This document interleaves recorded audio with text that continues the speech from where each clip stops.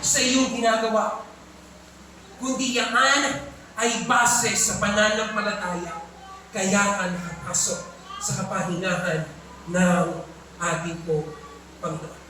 Entering His rest. Entering His rest. Hebrews chapter 4, verse 10 to 11. Ano po ang sabi niya dyan? As we enter into God's faith rest life, we cease from our own works. Ano pong ibig sabihin nito? Yung effort mo, yung galing mo, yung husay mo.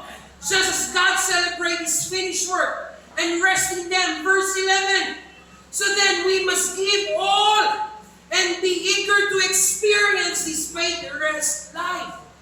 Tignan niyo po yung sinasabi ng verse 11. We must be eager. Siguraduhin mo, kapatid, maging tiyak ka na alin daw, maranasan mo ang kapahingahan ng Diyos sa buhay. Maging sigurado ka. Hindi yung patsamba, kundi assured ka na mararanasan ko ang faith rest life. Tingnan natin yung tatlong scripture na translation tungkol sa rest. Hebrews 4 verse 11, ang sabi po ng The Passion Translation, so then we must give our all, be eager to experience the faith rest life. Sa New King James Version, ang ginamit dyan, let us be therefore, be diligent to enter that rest.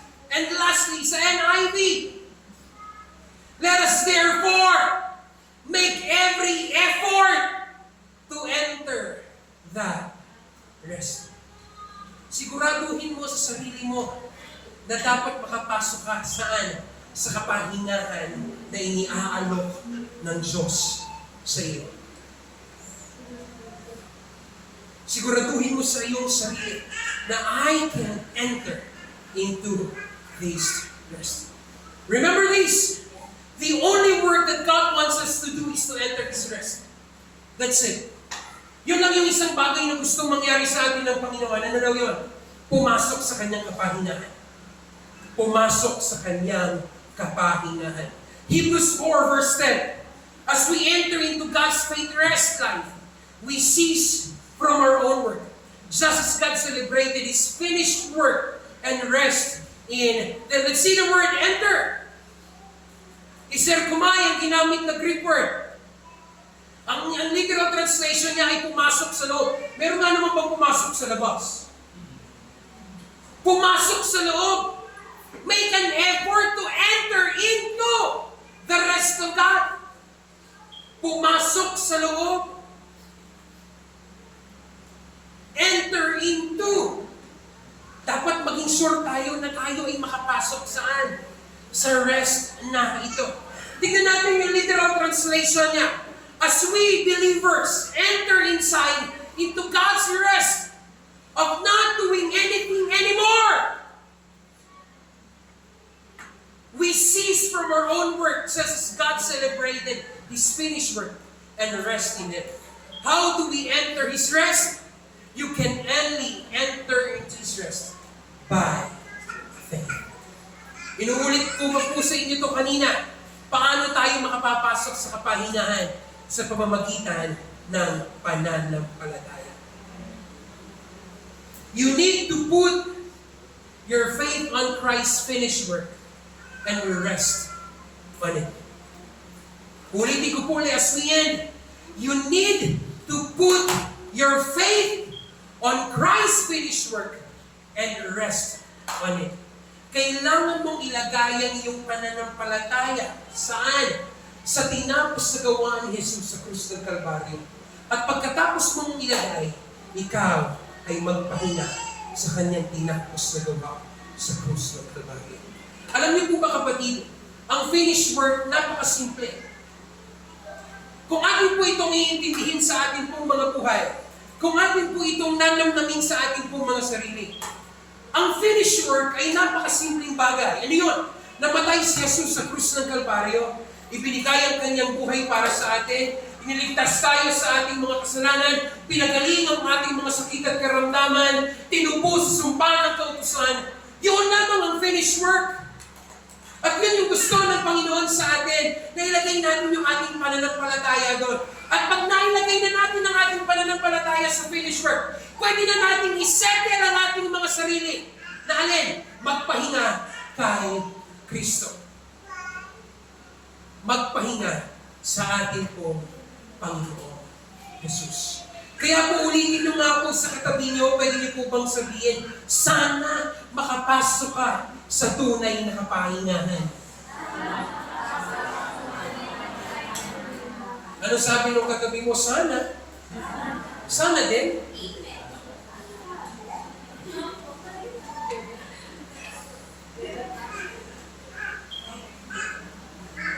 Nawa hindi lang ito maging sana.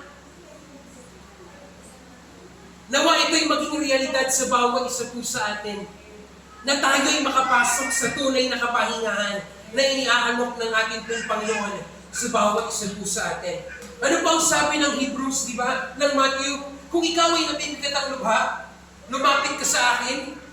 Tama? Di ba sabi ni Jesus Christ? Lumapit ka sa akin, ikaw na nabibigat ang lubha. At ikaw ay aking pagpapahingahin. Kaya alam ko kapatid sa oras na ito, marami tayong daladala. May request the worship team to come. Alam ko marami tayong daladala sa ating pong mga buhay.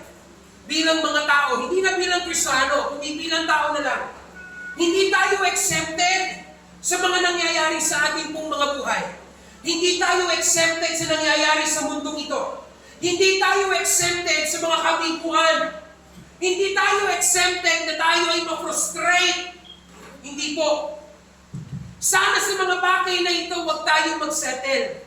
Kasi once na nag-settle tayo sa ating frustration, nag-settle tayo doon sa mga pangyayaring hindi maganda sa ating mga buhay, walang mangyayari sa atin, kapatid. Lalo lamang tayong malulugmok, lalo lang tayo mabibigatan, lalo lang tayo problema. Pero kung ang gagawin natin is ilalagay natin lahat sa paanan ng ating pong Panginoon, ang bawat kabigatang yan, ilalagay natin sa paanan ni Jesus ang lahat ng kabigatang yan, at tatanggapin yung inaalok niyang kapahingahan. Wala pong imposible. Ating pong mararanasan ang kapahingahan na iniaalok ng Diyos sa bawat isa po sa atin. Kung ikaw ay bigat na sa oras na ito, sa iyong dinadala, sa mga problema na nakapatong sa iyong mga balikan, doon sa mga pangyayari na pangit sa iyong nakaraan na hindi ka makapagpitaw-pitaw, kapatid, ito na yung oras para isuko mo ang lahat sa Panginoon at sabihin sa Diyos, Lord, tama na. Ito na yung panahon para ako naman ay makaranas ng tunay na kapahingahan na nagmumula sa iyo. Yung kapahingahan, Panginoon, na hindi ko makita kahit kanino. Yung kapahingahan na tanging sa iyo mo lamang masusumpungan. At kapatid, yung oras na yon na ito, yung oras na yon ay ngayon, ikaw mismo makipag-usap sa Panginoon na, Lord, tama na. Ayoko na ng mga kabigatang ito. Ayoko na. Ang gusto ko, Panginoon, tunay na kapahingahan na nagmumula sa iyo. Tayo kung lahat ay makuha, tayo po ay manalangin. Panginoong Jesus, sa oras po ito, narito po kaming lahat, Panginoon. Nakikita po ninyo ang nilalaman ng aming pong mga puso. Nakikita niyo, Panginoon, mga bagay na aming pong pinagdaanan. Nakikita mo, Panginoon, ang mga bagay na nagpapabigat sa aming pong mga balikat. Lord, lahat ng ito ay iniiwan na po namin sa paanan ng inyong pong krus. Iniiwan namin, Panginoon, ang lahat ng ito sa inyong pong paanan. At gusto namin yakapin, Panginoon, ang tunay na kapahingahan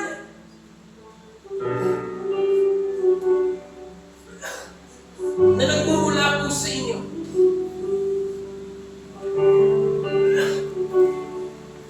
O, salamat po, Panginoon. Salamat salamat, Panginoon.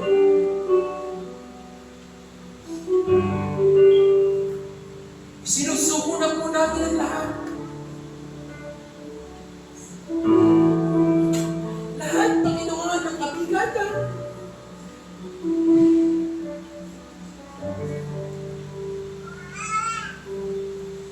Isinusuko namin, Panginoon, lahat ng ito. Kabigatan sa aming pamilya. Kabigatan sa aking personal, Panginoon, lahat. Isinusuko namin. At ang naisin namin, Panginoon, sa hapon ito, ay makapasok sa inyo pong katanungan.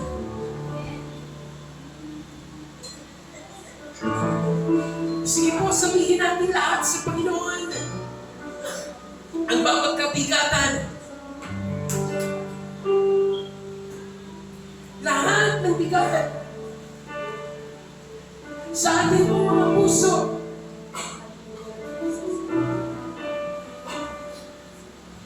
Ibigay natin lahat sa Panginoon.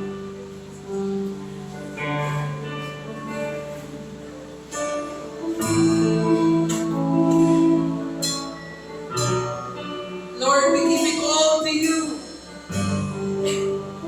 Every burdens that we have right now. And the desires of our heart, Lord, is what?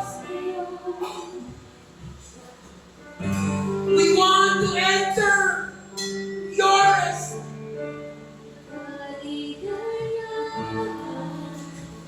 We want to enter your rest, Lord.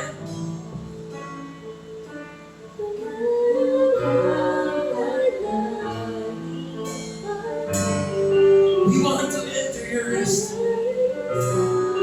Hallelujah. Sige po. Speak to the Lord. Sige po, kausapin niyo ang Panginoon sa oras na ito.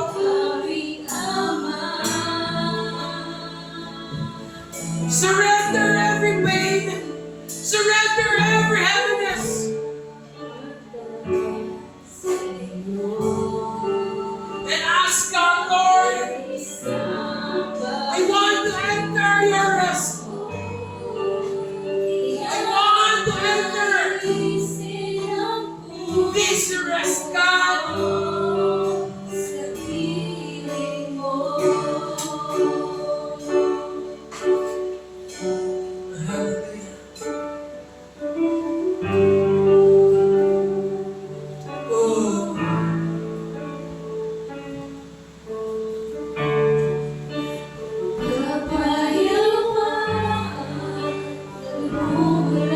Sige po, nakikinig ang Panginoon sa bawat isa po sa atin sa oras na ito. He is listening.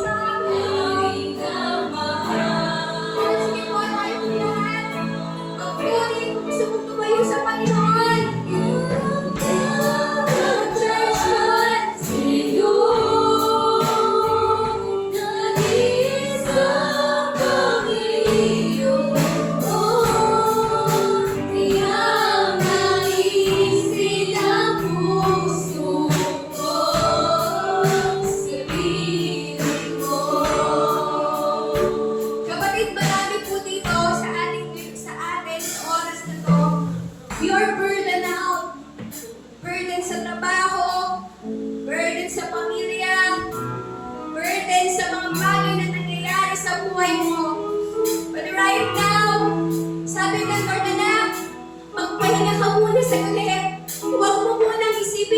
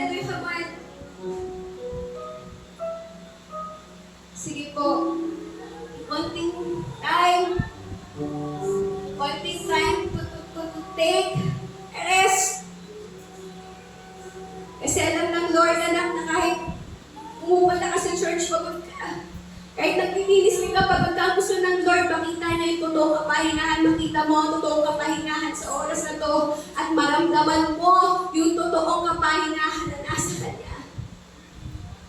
Take a pause. Come on. Kung may gusto akong kantayin kanina, alam niyo po ba yun? I cast all my cares upon you. I lay all of your burdens down at your feet. And many times I don't know what to do. I will cast all my cares upon you. Pwede mo bang sabihin sa Lord, Lord, I will cast all my cares upon you. I will lay down, I lay all of my burdens down at your feet. And many times, I don't know what to do. I will cast all my cares upon you. Minsan pa, sabay-sabay tayo. Kapatid, kung may inaalala ka sa oras na to, pwede mo itong ibigay sa Lord. I will cast all my cares upon you. I lay down my burdens. I lay all my burdens down at your feet. And many times I don't know, many times I don't know what to do. I will cast all my cares upon you. Come on. I cast all my cares. Alam niyo kung bakit ko po ito pinapakanta? Kasi karamihan po dito, maraming na-anxiety sa oras na to. Maraming na-anxiety sa oras na to. Pero alam niyo po ang pinakamaganda doon? Habang inaawit natin po sa Kanya, pinatutunayan natin na kaya natin magpahinga sa pananampalataya na meron ka, na kaya mong gumawa ang Diyos sa buhay mo sa oras na to. Come on! I cast all my cares upon you. I lay all my burdens. I lay all of my burdens down at your feet. And many times I don't know what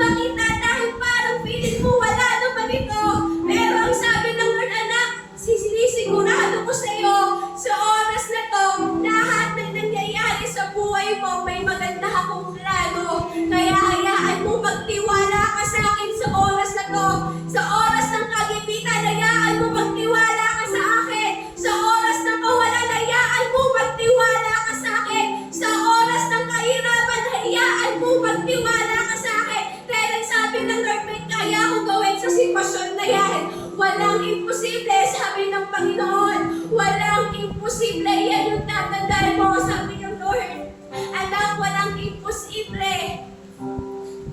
Sa pananampalataya mo, dyan uusbong yung mga malalaking kaya kong gawin. Sa pananampalataya na meron ka, dyan magagawa ko lahat ng pwede kong gawin dahil naniniwala ka sa akin, sabi ng Panginoon. Pwede kang mag-expect, sabi ng Lord. Dahil kaya ka nag-expect dahil alam mo na may pananampalataya ka, sabi ng Panginoon. At hindi hahayaan ng Lord na mapahiya ka. Says the Lord, hindi hahayaan ng Lord na nandyan ka sa sitwasyon na yan. Hallelujah. Thank you, Jesus. Kanina meron po akong naririnig. Isang babae, grabe yung iyak na hindi ko po matukoy dito, pero kanina nag-worship ka lang. Grabe yung iyak ng babae na yun sa loob dito ng church. I don't know who you are. Sabi lang ng sa'yo, anak, ngayon palalakasin ka na. Yung iyak ng babae na pagod na siya at gusto niya lang bumitaw. Grabe yung iyak niya sa Lord, pero sabi ng Lord, hindi aksidente kung bakit ka narito. No. Dahil meron akong gagawin sa'yo, sabi ng Panginoon, huwag kang mapagod, huwag kang bumitaw, dahil meron ka ng malapit mo nang makita yung mga plano kong magaganda para sa'yo. Thank you, Jesus. Thank you, Lord. Lord, sa oras na to, sa bago kitapos ko na bago po kami maghiwa-hiwalay, hayaan mo na palakasin mo kami, Panginoon. Hayaan mo, Lord, na matuto kami magtiwala higit sa lahat. Hayaan mo, Panginoon, na kami ay magpahinga sa iyo, Panginoon. Dahil alam namin sa tinapos mong gawa, may gagawin ka sa aming buhay, may gagawin ka sa aming pamilya, Panginoon. Lord, hindi namin kailangan mag-worry. Lord, tanggalin mo sa bawat isa yung anxiety. Tanggalin mo sa bawat isa yung worry, Panginoon, yung pag-alala. Dahil hindi yan ang gusto mo para sa amin. Dahil ang gusto mo, Panginoon, magpahinga kami dahil may kaya kang gawin at may ginagawa kang maganda